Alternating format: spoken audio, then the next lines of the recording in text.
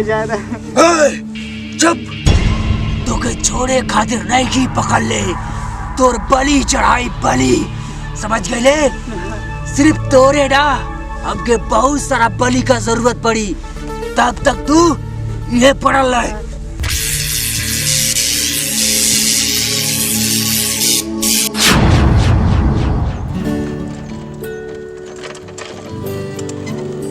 ए सूरज भैया, अरे कहाँ गड़िया रुक दला?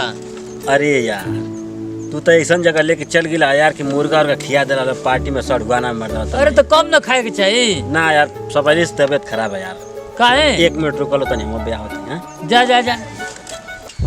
हमके बलि चढ़ावे खातिर 7 गो लड़कन का जरूरत पड़ी, जौना में से एगो का इंतजाम तक कर देले बानी। अब बचला से 6 गो, वो इंतजाम हमके बहुत जल्दी करे के पड़ी।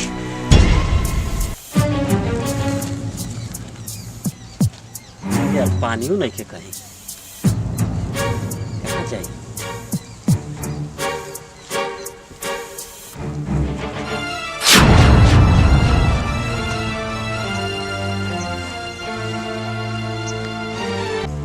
और यार इतना बढ़िया सिवान में एगो लड़का ऐसे पड़ल बा ऐसे ये चेत बा। ए बाबू, ए लड़का, ए तो बेहोश बा। ये विपिन भैया, ए प्रकाश भैया। अरे यार का सूरज बेची ला तो चला देखा था का हो गई? चला चला चला। ए बाबू, ए लड़का और यार जैसे ही हमारे पानी के तलाश में यार, आज जैसे ही देखा तो लड़का यहाँ बेहोश पड़ल यार। अरे का हो गई लेके देखा? पता ना कैसे का भाई। ए बाबू चला सांस चल ना। बस बेहोश हो लड़का। का हो गई? ए बाबू, ए लड़का चल टांग ले चल यार, केहू का बच्चा है यार। ए बेटा, ए भैया, ए उठ उठ उठ। चल चल हो सके अरे का हो गई बाबू? का बोल लगी? का बोल बता, कैसे एजे कैसे आइल बड़े? बोल बोल बाबू बोल। एगो तांत्रिक नियर आदमी रहला। तांत्रिक नहीं है? हां आदमी रहला। हां वो हम आवत नहीं स्कूल से, हमको उठा के कोन को भी यहाँ लेके चल जाला। हमको लगा था कनुआ घोरी होई। हां हां देखा लड़का के बेगो सब ले ले। अरे यार आप कुछ मंत्र सिद्ध करे खातिर के लइकन के उठौले हुई। कुछ बलि की बात ना करतल, बलि चढ़ाओ। हां ए जे बैठल। अरे बाप रे बाप। एक काम कर, आई बेग ले घर भागो, घर भाग। ये भागा पिया पर हो जे लड़का छोड़ के आवा, जा छोड़ के आवा। हमके कुछ खतरा लगा था।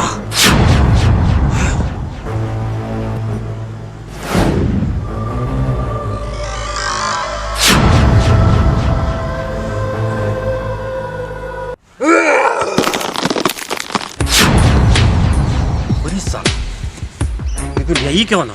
तोनी का हिम्मत कैसे कैला रे हमारी शिकार के भगावे खातिर? हाँ लगा था कि तोहन के जिए के मन नहीं के करत। अरे साला, छोट लइकन के बलि चढ़ाव के समय तोरे के शर्म ना आवले रे हरामखोर। अगर तो के बलि चढ़ाव के तो हमारी से मिल, तोरे जितना पिछवाड़ा में दम तो के पूरा का पूरा मालूम चल जाई। एकर मतलब कि तोहनों के मरे का शौक हो गई बाटे। देखल चाहता रे हमारे अंदर का पावर? तही देख ले, अभी तो एकरा के मार लिया, फिर तोहू के मारब। तो उनके मालूम नहीं थे कि तोहन का हमारी हाथ से आई बलि के भगा दिल बड़ा सा। अब एकर खाली खाई डंडा, तोहन का मौत, सिर्फ मौत। मौत का खौफ हम दूसरा के देखिए, हमारा तो मौत का खौफ ना चली। और तू सोचता है कि मार के बहुत बड़ा आदमी बन गए बड़े, तो तू हमसे बच ना पाइबे।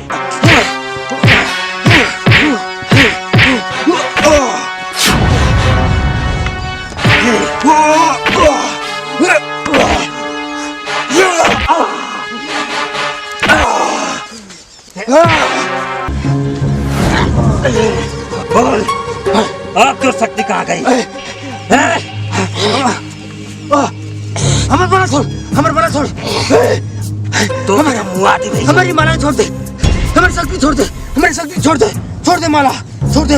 एकर मतलब कि तोर माला में ही शक्ति बा। छोड़ दे। छोड़ दे अब तो छोड़ देना, छोड़ दे दे हमारी ना बात दे। बाबू ना। अब तो तू की शक्ति का कमाल हम दिखाई, तोरी में कितना पावर बा।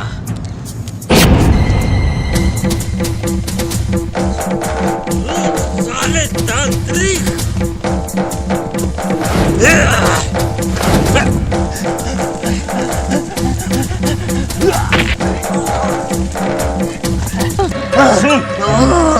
ये तो शक्ति है ना, ये शक्ति है ना, ये है ना।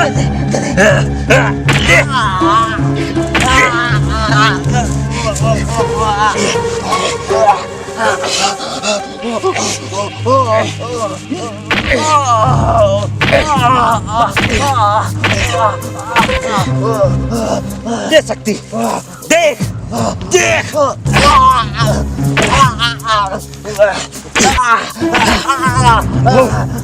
बोल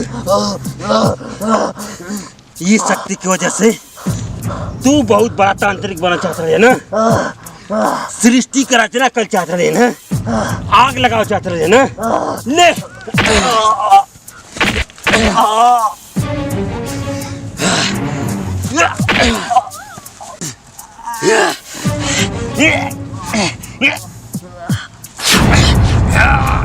छोड़ दे अब तो तोरा के छोड़ूंगा। छोड़ दे।